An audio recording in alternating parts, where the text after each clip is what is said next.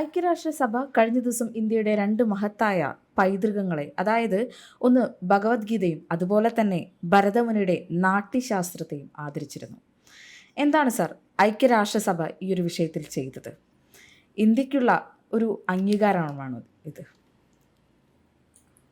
തീർച്ചയായിട്ടും ഐക്യരാഷ്ട്രസഭയുടെ ആ പ്രവൃത്തി ഭഗവത്ഗീതയെയും അതുപോലെ ഭരതമുനിയുടെ നാട്യശാസ്ത്രത്തെയും ആദരിച്ചത് അത് തീർച്ചയായിട്ടും ഇന്ത്യക്കുള്ള ഒരു വലിയ അംഗീകാരം തന്നെയാണ്, സംശയമൊന്നുമില്ല. കാലാതീതമായ ഭാരതത്തിൻ്റെ ജ്ഞാനത്തിനും അതുപോലെ തന്നെ ഭാരതത്തിൻ്റെ പ്രൗഢമായ സംസ്കാരത്തിനുമുള്ള ഒരു അംഗീകാരമായിരുന്നു ഐക്യരാഷ്ട്രസഭയുടെ വിഭാഗമായ യുനെസ്കോയുടേതെന്ന് പ്രധാനമന്ത്രി ശ്രീ നരേന്ദ്രമോദി തന്നെ ഇതിനെ വിശേഷിപ്പിച്ചു. എങ്ങനെയാണ് ഐക്യരാഷ്ട്രസഭ ഭഗവത്ഗീതയും അതുപോലെ തന്നെ നാട്യശാസ്ത്രത്തെയും ആദരിച്ചത്? അത് ഐക്യരാഷ്ട്രസഭയുടെ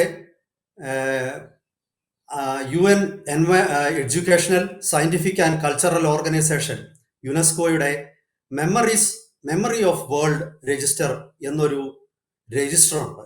അതായത് ലോകത്തിൻ്റെ ഓർമ്മ, ലോകത്തിൻ്റെ മെമ്മറി.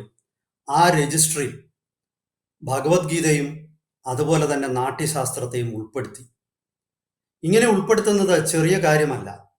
അതായത് ലോകത്തിൻ്റെ വിലമതിക്കാനാവാത്ത വിജ്ഞാനം, അതുപോലെ പിന്നെ നമുക്ക് എല്ലാ കാലത്തേക്കും യൂണിവേഴ്സൽ വാല്യൂസ്, അതായത് ലോകം മുഴുവനും ആവശ്യമുള്ള മൂല്യങ്ങൾ, ആഗോള മൂല്യങ്ങൾ, ആ ആഗോള മൂല്യങ്ങളെ പ്രതിനിധാനം ചെയ്യുന്നു എന്നുള്ള ഒരു റെക്കമെൻഡേഷന്റെ അടിസ്ഥാനത്തിൽ, അതായത് ഇന്റർനാഷണൽ ഒരു അഡ്വൈസറി കമ്മിറ്റി ഉണ്ട് യുനെസ്കോയ്ക്ക്.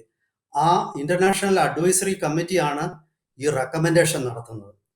ആ റെക്കമെൻഡേഷന്റെ അടിസ്ഥാനത്തിൽ യുനെസ്കോയുടെ എക്സിക്യൂട്ടീവ് ബോർഡാണ്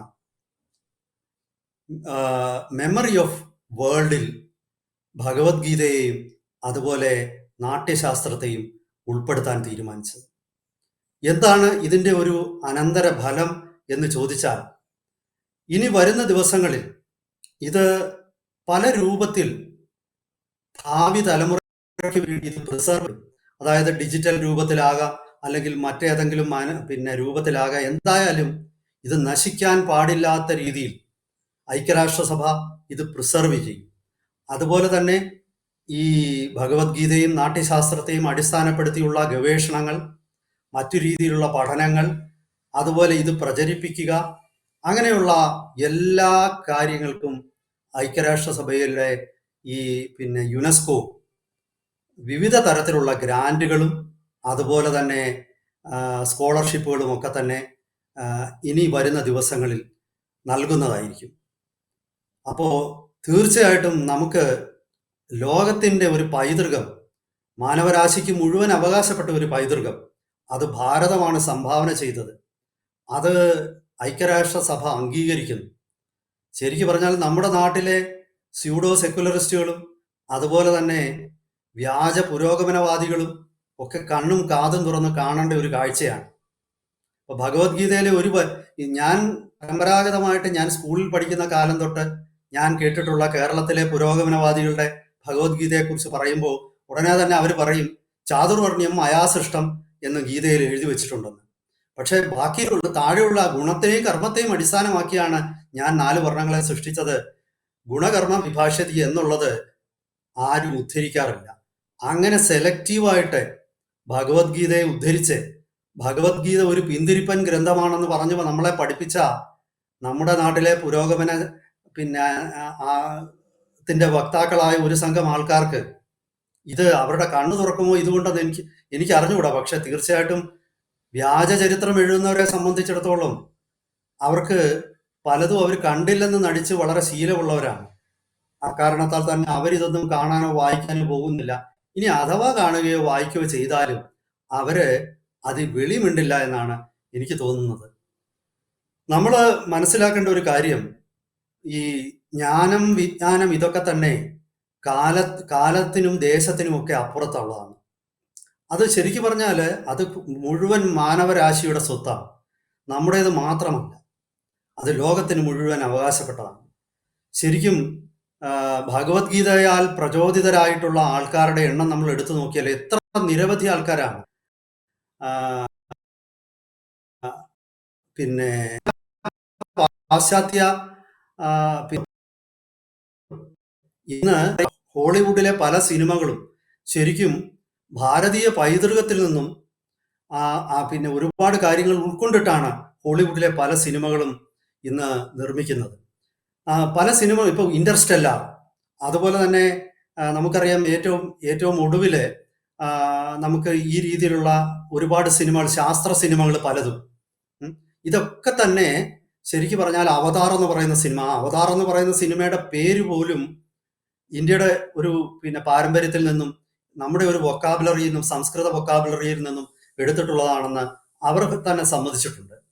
അപ്പം ശരിക്കും പറഞ്ഞാൽ നമ്മുടെ പൈതൃകം മനസ്സിലാക്കാനോ അതിൻ്റെ ഗുണഫലങ്ങൾ അനുഭവിക്കാനോ അത് ഇന്റർപ്രറ്റ് ചെയ്ത് നമ്മുടെ പുരോഗതിക്ക് വേണ്ടി അത് എങ്ങനെ പ്രയോജനപ്പെടുത്താം എന്ന് ചിന്തിക്കാനോ ഒന്നും തന്നെ നമ്മുടെ നാട്ടിലെ വിദ്യാഭ്യാസ മേഖലയിലോ ഭരണകർത്താക്കളോ ഒന്നും തന്നെ ശ്രമിക്കുന്നില്ല എന്നുള്ളതാണ് ദൗർഭാഗ്യകരമായിട്ടുള്ള ഒരു ഒരു കാര്യം.